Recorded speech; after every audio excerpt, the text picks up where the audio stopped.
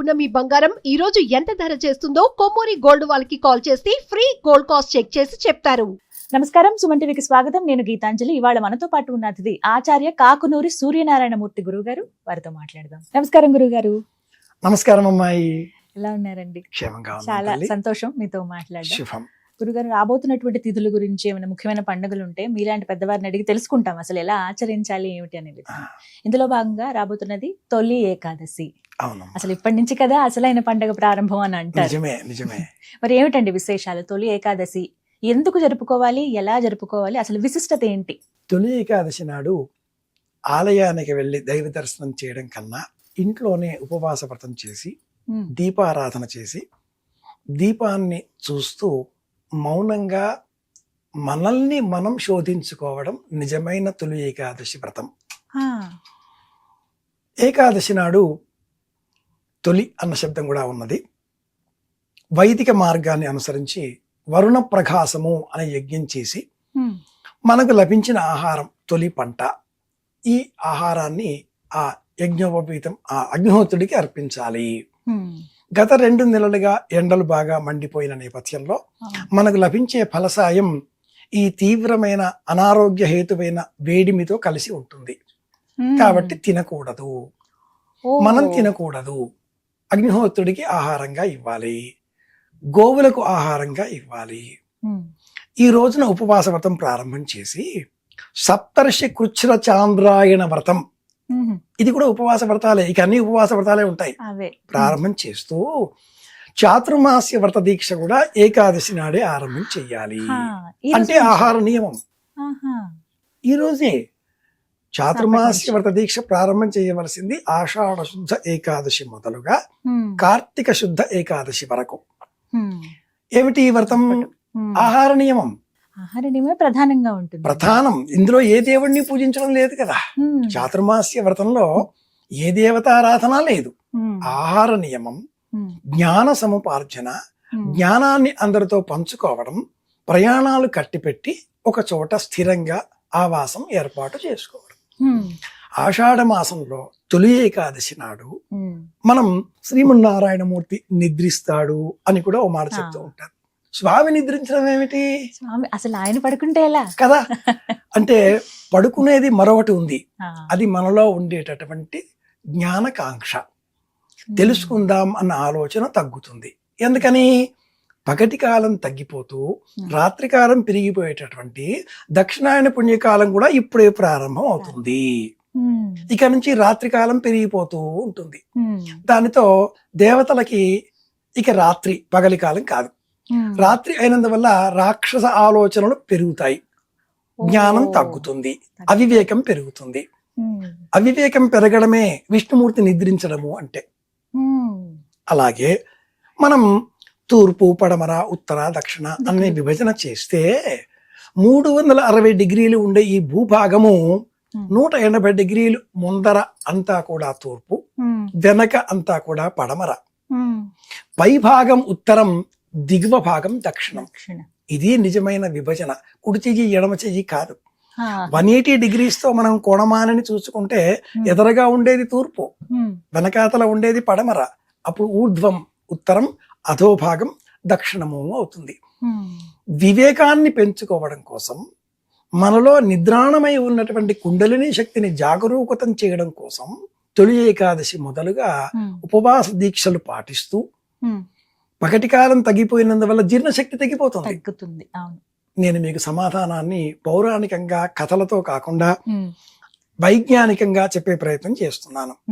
పౌరాణికంగా అంటే ఒకానొక రాక్షసుడు, అతడిని శ్రీమన్నారాయణమూర్తి వధించే ప్రయత్నం చేశాడు. ఆ రాక్షసుడు సింహవతి అనే గుహలోనికి పోయాడు. ఏకాదశి అన్న అంచు ఆ గుహకు సంబంధించిన వాయువు ఉన్నది. విష్ణుమూర్తికి సంకర్షణ కలిగింది, మహిళా శక్తి ఉద్భవించింది. ఆ స్త్రీ శక్తి ఈ రాక్షస సంహారం చేసింది. కేశవుడు ఆ రాక్షసుడు. ఆ మహిళా శక్తి తన పేరుతో ఈ తిథి పిలవాలి ఎప్పటికీ అనే వరం కోరుకున్నది. ఉపవాసం ఉండాలి అనే 2వ వరం కోరుకున్నది. ఇవన్నీ మనకు పద్మ పురాణం వివరిస్తుంది. 24 ప్లస్ అధిక మాసం వస్తే 2, 26 ఏకాదశుల మహాత్మ్యం పౌరాణికంగా పద్మ పురాణంలో ఉంది. కానీ వైజ్ఞానికంగా ఏకాదశి అంటే ఇది నిజమైన అర్థం.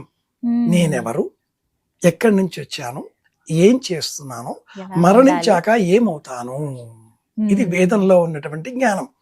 కుత ఆజాత కుత ఇయం విసృష్టి అర్వాగ్దేవ అస్య విసర్జనాయ.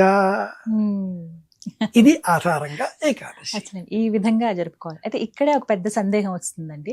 కేవలం పీఠాధిపతులు, మఠాధిపతులు ఎవరైతే పెద్దలు ఉంటారో, సన్యాస దీక్ష తీసుకున్న వాళ్ళు, వీళ్ళు మాత్రమే ఇలా చాతుర్మాసం చేయాలి. సాధారణ గృహస్థులు మాలాంటి వారు అసలు చేయవచ్చా? చేస్తే గనుక ఎటువంటి నియమాలు ఉంటాయి?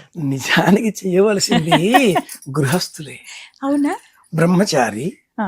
వానప్రస్థు, సన్యాసి, ఈ ముగ్గురికి కూడా స్వతంత్రంగా వంట చేసుకునే అధికారం లేదు. వారు గృహస్థు మీద ఆధారపడి జీవనం కొనసాగించాలి. అంతేగా. ఈ చాతుర్మాస్య వ్రత దీక్ష అంటేనే ఆహార నియమాలతో కూడుకున్న వ్రతం. నియమంతో కూడుకున్న ఆహారాన్ని ఈ 3 ఆశ్రమాల వారికి అందించేది ఎవరు?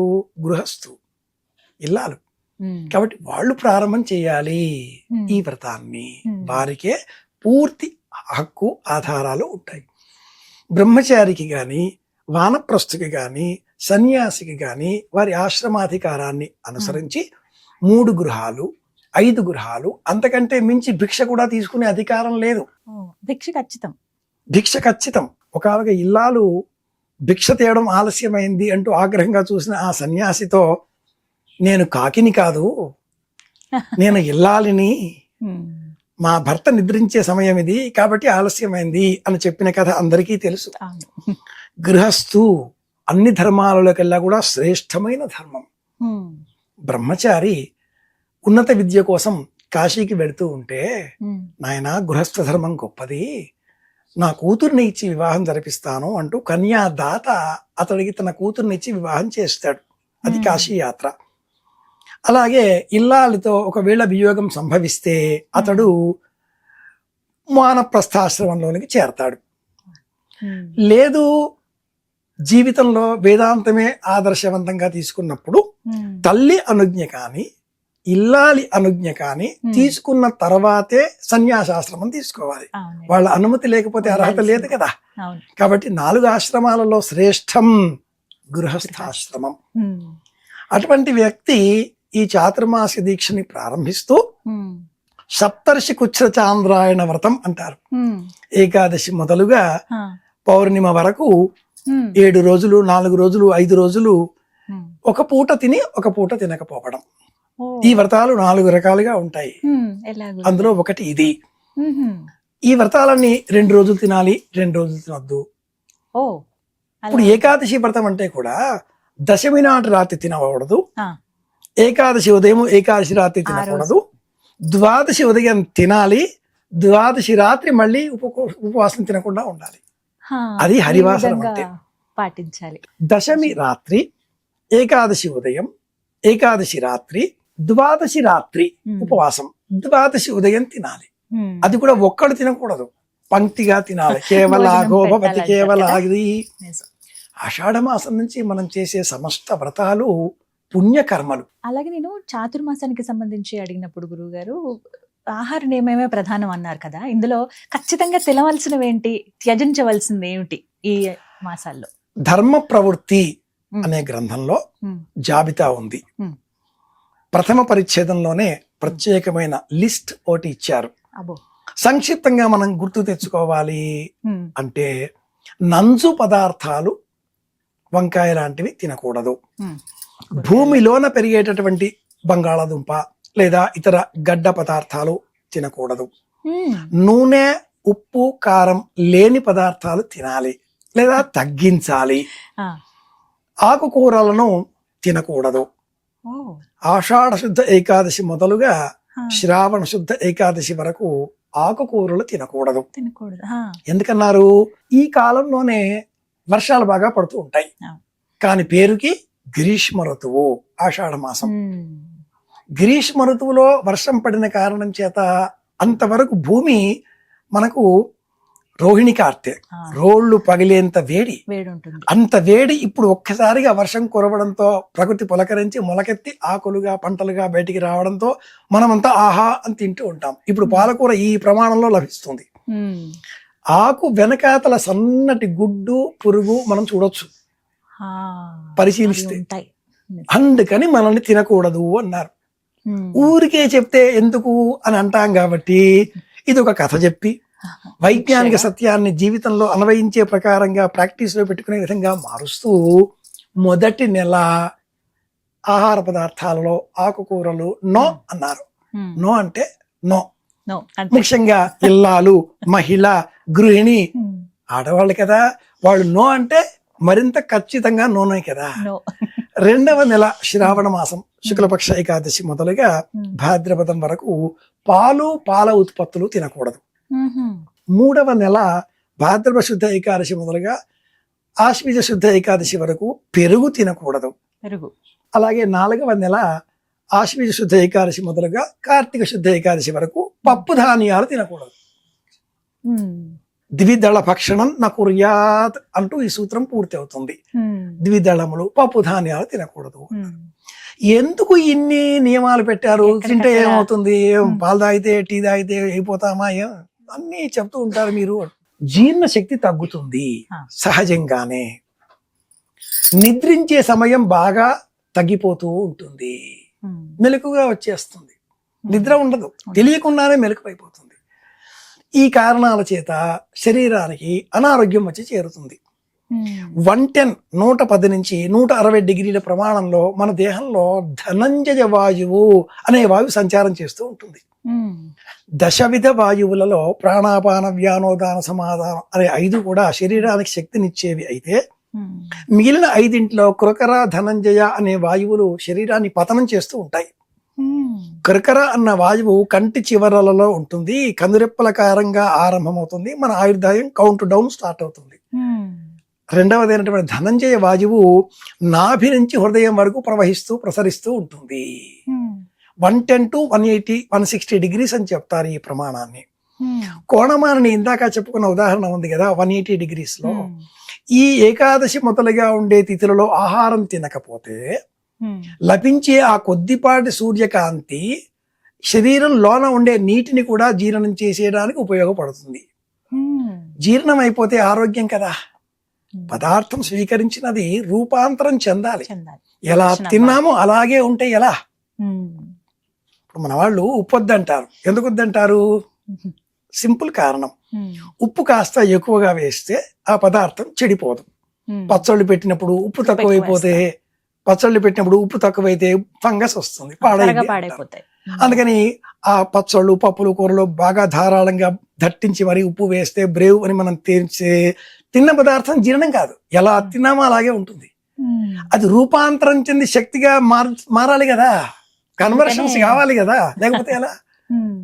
ఈ కారణం చేత ఏకాదశి నాడైనా ఉపవాసం ఉండండి. అది తొలి ఏకాదశి అయినా ఉండండి.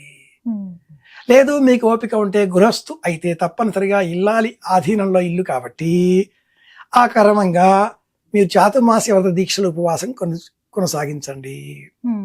మాఘం నుంచి 5 నెలలు వివాహాలు శుభకార్యాలు చేసుకున్నారు కదా, ఇక విశ్రాంతి తీసుకుని పుణ్యం పెంచుకునే పనులు చెయ్యండి.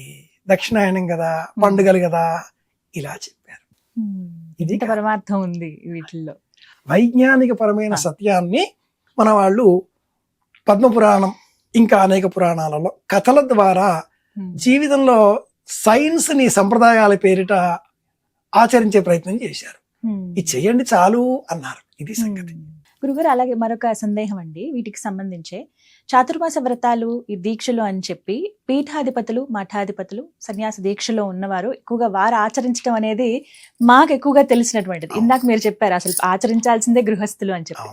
ఆచరించే విధానంలో కూడా ఏకాదశి నుంచి కొంతమంది చేస్తే గనక కొంతమంది పౌర్ణమి అని కూడా విన్నానండి. ఈ వ్యత్యాసం ఎందుకు? పౌర్ణమి యతులకు పౌర్ణమి చాలా ప్రధానం.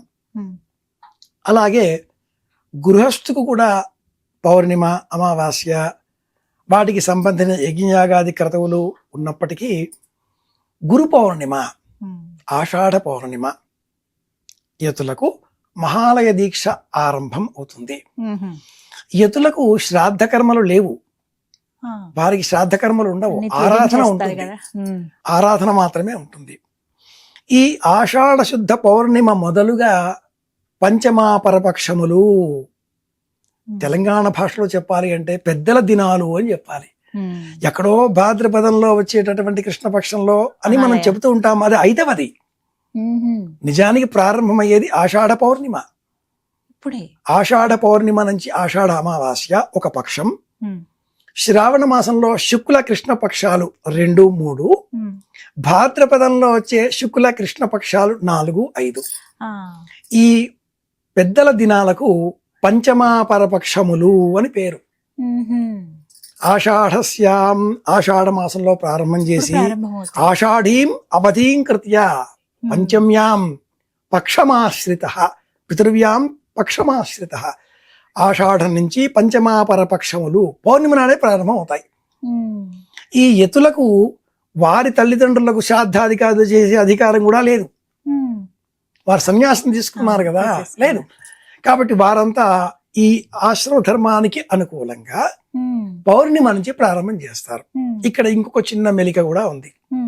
ఎవరు సన్యాసులు, ఎవరు పీఠాధిపతులు? పీఠాధిపతులు ఎవరు, అసలు మఠాధిపతులను ఎవరిని అంటారు, సన్యాసులను ఎవరిని అంటారు, అంటే ఎందుకు అలా పిలవటం వారిని? ధర్మ ప్రవృత్తి, కాల నిర్ణయ చంద్రిక అన్న గ్రంథాలు మనకు ఎవరు సన్యాసి, ఎవరు పీఠాధిపతి, ఎవరు ధర్మాధికారిగా వ్యవహరించిన వారు అంటూ ఒక వివరణ తెలియజేస్తుంది. అలాగే ఈ మధ్యనే ఏదో ఒక ఇంటర్వ్యూలో విధిశేఖర భారతీ మహాస్వామి వారు, శ్రీ సన్నిధానం వారు సన్యాస దీక్షలో ఉండే వారి నియమాలు ఏమిటో చెప్పి పీఠాధిపత్యం కారణంగా మేము ఆ నియమాలన్నింటినీ కూడా అనుసరించలేకపోతున్నాం అని బాధను వ్యక్తం చేశారు. అలాగే మహాస్వామి వారు శ్రీ సన్నిధానం కాబట్టి పీఠాధిపత్యంతో కూడుకున్న బాధ్యతలని మేము సమాజానికి మంచి చెప్పాలి కదా, సమాజానికి మార్గనిర్దేశం చేయవలసిన వారం కదా. కాబట్టి పీఠ సంబంధిత వ్యవహారాలలో కూడా తలములుకలుగా ఉన్నప్పటికీ మళ్ళీ మేము ఆశధర్మానికి సంబంధించిన చాతుర్మాస దీక్షలు, వ్రతాలు, ప్రబోధాలు, బోధనలు అన్నీ చేస్తున్నాం అన్నాడా మహానుభావుడు. విషయంలోకి వచ్చేస్తే ఈ ఆశ్రమంలో ఉండే నలుగురిని 4 వర్గాలుగా విభజించింది ధర్మశాస్త్రం. పటీచకుడు, కుటీచకుడు, హంస, పరమహంస. ప్రాథమికంగా సన్యాస దీక్షలో ఉండేవారు 4 వర్గాలుగా ధర్మశాస్త్రం చెబుతుంది. కుటీచకుడు అంటే ఒక ఆశ్రమం నిర్మించుకొని అక్కడికి వచ్చిన వారికి ధర్మబోధ చేసేవారు.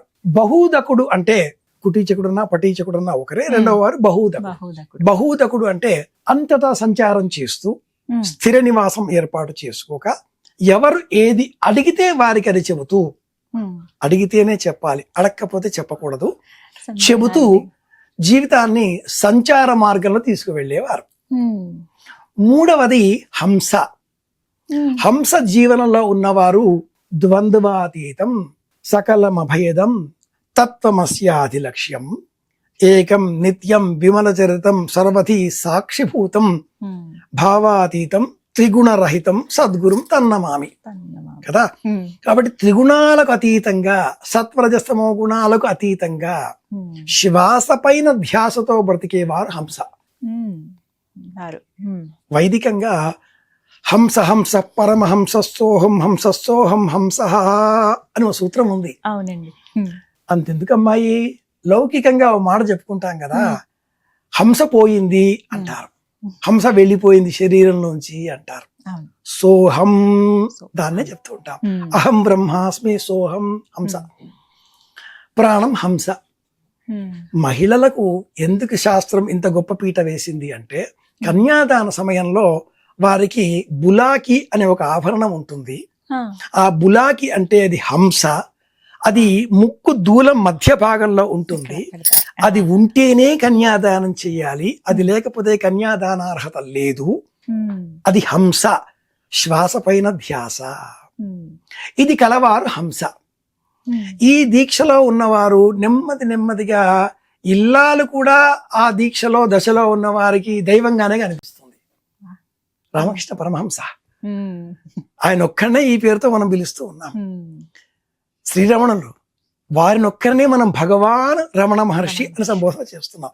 ఆ పేర్లు వినగానే మనకు తెలియకుండానే మన రెండు చేతులు ఇలా వెళ్ళిపోతాయి. వచ్చే చెయ్యాలి, లేకపోతే మనలో ఏదో అహం ఉంది, నేను అన్న భావన ఉంది.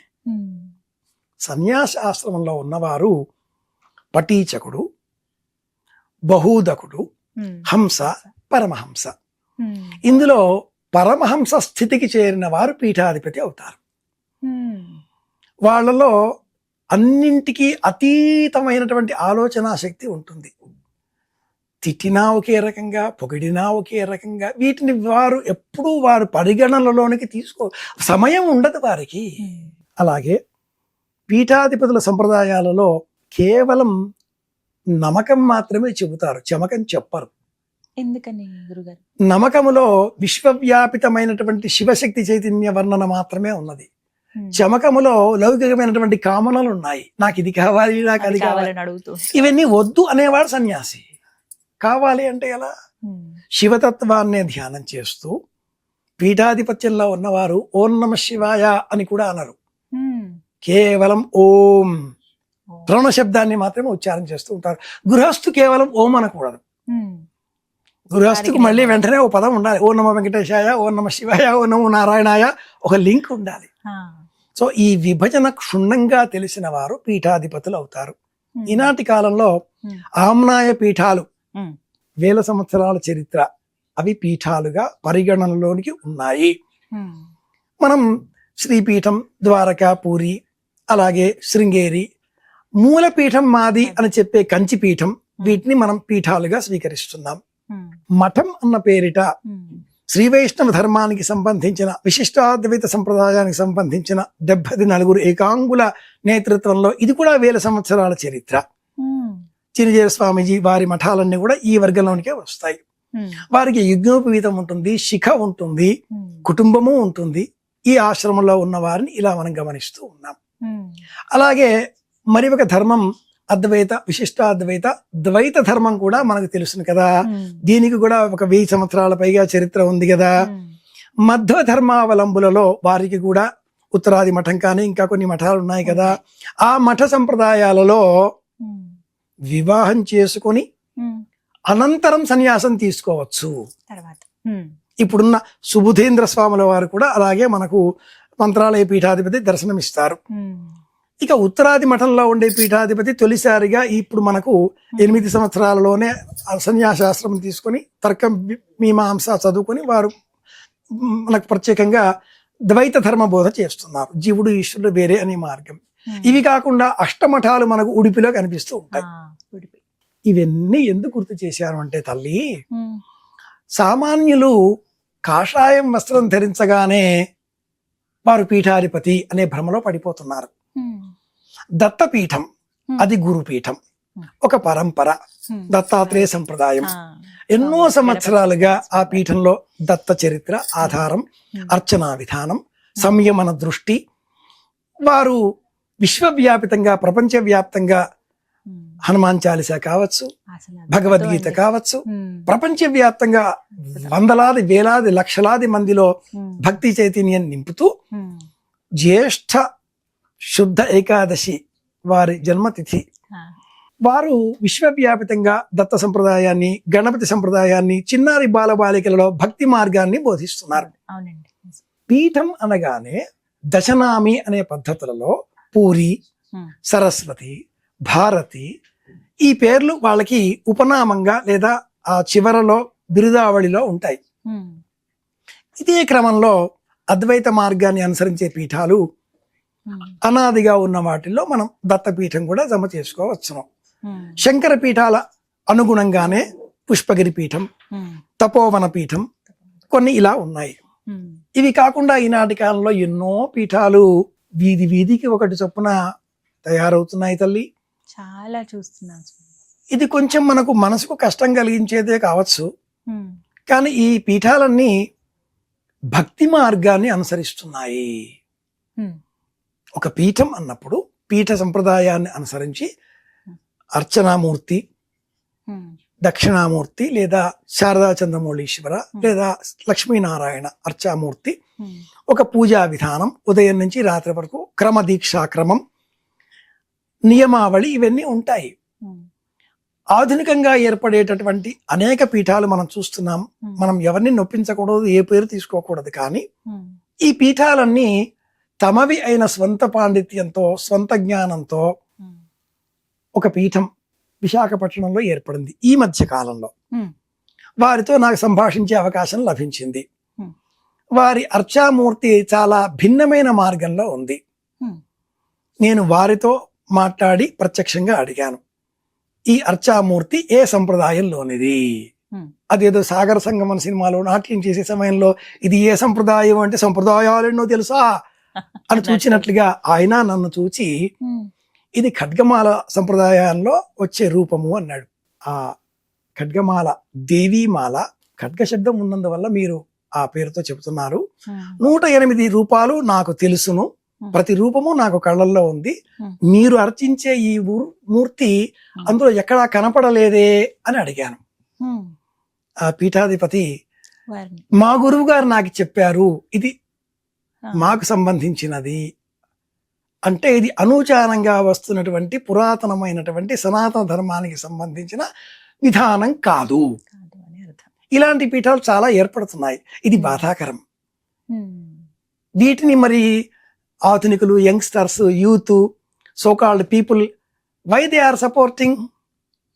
ఓన్లీ వన్ రీజన్, వాళ్ళల్లో భక్తి పెరిగింది. శుభం. ఎందుకు పెరిగింది? పాప భీతి కారణంగా పెరిగింది. There are 2 options. ఓకే, ఒక వ్యక్తి నీళ్లలో పడి కొట్టుకుపోతున్నాడు. ఓడలో ఉన్న వ్యక్తి ఆ వ్యక్తిని చూచి చెయ్యి ఇచ్చి నీ చెయ్యివ్వు అన్నాడు. ఇవ్వడం అలవాట్లేదు ఆ వ్యక్తికి. చెయ్యివ్వడే, కొట్టుకుపోతున్నాడు కానీ చెయ్యివ్వడే. బాబు నీ చెయ్యివ్వరా అంటే చెయ్యివ్వడు. దాంతో ఈ ఓడలో ఉన్న వ్యక్తి జ్ఞాని కాబట్టి కొంచెం ఆలోచించి నా చెయ్యి తీసుకో అన్నాడు. అది పట్టుకున్నాడు వాడు. వస్తుంటే తీసుకుందాం, ఇవ్వడం లేకుండా పోయింది సమాజంలో.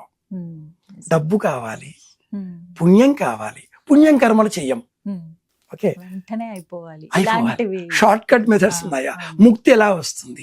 ఆ చిన్న కన్నంలో నుంచి దూరితే అరుణాచలంలో 8వ శివలింగం పక్కన వెళ్ళి ఇందులోంచి అవతలకు వచ్చేస్తే, కైలాసానికి వెళ్ళినప్పుడు యమద్వారంలో అలా వచ్చేస్తే, అయ్యా బాబు అది యమద్వారం అంటే యమ నియమాసన ప్రాణాయామాదులకు సంబంధించిన మొదటి పదం, నియమాలకు అనుకూలంగా ఉండేది ఇక్కడ విడిచిపెట్టాలి. ఎవడు వినడే కనుక పీఠాధిపతులు పెరుగుతున్నారు. పెరుగుట విరుగుట కొరకే.